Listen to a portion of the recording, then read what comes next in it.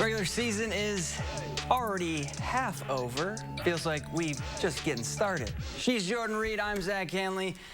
It's week 5 of the final drive, Jordan. That's right, Zach. And now how about the Capital Conference? There's 3 teams ranked in the top 8 in Division 4 with 2 of them meeting for our game of the week. That's exactly right. Edgewood and Lodi entered their week 5 showdown, both undefeated, but both took different paths to get to 4-0. The Crusaders have pretty much handled every opponent they faced. Well, the Blue Devils, well, they needed some clutch late-game performances for a pair of wins. Tonight, though, one will hand the other their first loss of the season. No score in the second. Lodi driving. Mason Lane going to call his own number and look at the QB running like a running back. Then he gets some help from all his friends. The 19-yard gain sets the Blue Devils up in the red zone, and they'd cash in. A couple plays later, it's Kyler Clemens getting to the outside and diving in for 6 to put Lodi up 6-0. Now they get the ball back and more ground and pound. This time it's Brady Poles. He's 6'3", 210 pounds, runs like a Mack truck. Lodi gets the win 23-7. Madison Memorial's perfect season is finally getting rewarded. The Spartans are ranked for the first time this season, checking in at number 8 in Division 1. As the last undefeated team in the Big 8, other teams are going to try to knock them off. Now enter Middleton. Cardinals leading 10-7 late in the second quarter. They are driving. Now Bryce Falk swerving in and out of Spartan traffic for that first down. Well, Gabe Piscini, he's going to finish this drive with a handoff to Falk, and now it's a 10-point game. Well, that certainly jumpstarts something on Memorial's offense. Within 1 minute, they're in the red zone.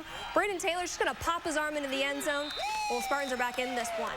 Now, less than a minute to halftime. Piscini drops back, finds Dayton Devine, and Middleton extends its lead. Now the Cardinals knock off the Spartans, winning 45-21. Elsewhere in the Big 8, Verona on the road this week. They get the road win over Janesville Parker 26-19. And in the Craig versus Madison La Follette game, no score has been reported yet.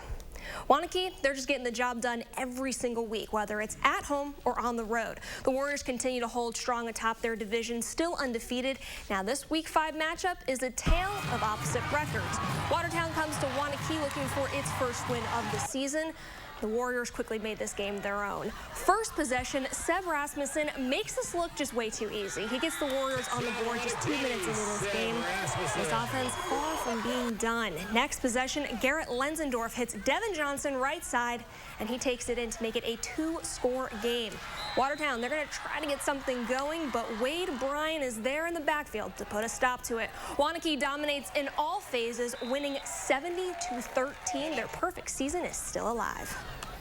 It's the matchup everybody had circled on their calendars when the schedules were released. Well, everybody in Sun Prairie for sure. History made tonight. It's the first ever meeting between Sun Prairie East and Sun Prairie West. And of course, bragging rights were on the line tonight, too. The Cardinals couldn't have asked for a better start in this one. Opening kickoff, Cortez LeGrand's going to field it. And you know he's got some speed. LeGrand's going to take this one all the way down inside the 20. And the big gainer would lead to this. Jerry Kaminsky sets his feet and chucks it up to Jonathan Vanderwall, who snags it for the game's first score. And JVW wasn't done yet. This time, East runs the old double pass. Kaminsky to Evan Richmond, who finds Vanderwall, who puts a Wolf on skates. He'd run in for another score as East beats West in the first ever battle for Sun Prairie. Monona Grove comes into the night with a 500 record. The Silver Eagles hoping to shake off last week's loss against a 3-1 Mount Horeb Barneveld squad. Well, here's a way to start the game. 30 seconds in, QB Brady Voss fakes out MHB and the camera, takes it down the sideline for the score. Silver Eagles up 6-0 early. Well, the Vikings, they're hunting their first tutty of the night late in the first quarter. Casey Helgeson hands it off to Trenton Owens. He finds an opening down by the pylon. The extra point gives MHB the lead, and the lead for good. Mount Horeb Barneveld wins this one 28-6.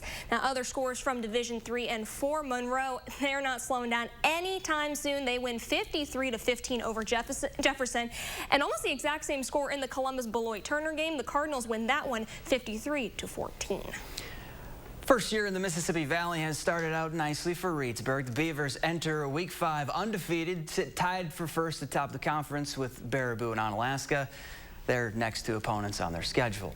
Reedsburg hosting Sparta on homecoming night, and the Beavers driving in the first quarter. Kevin Green rips one to a wide-open Caden Brandt to put Reedsburg up 7-0. It's 7-3 second quarter, and more Beavers. This time Green going to show off his arm. Lofts one up for Trey Shrinker, who's all by himself. That tutty puts Reedsburg up 14-3. They weren't done. Just before half, the Green to Brandt connection gonna strike again as Reedsburg crowned kings of the field with a 20-13 win.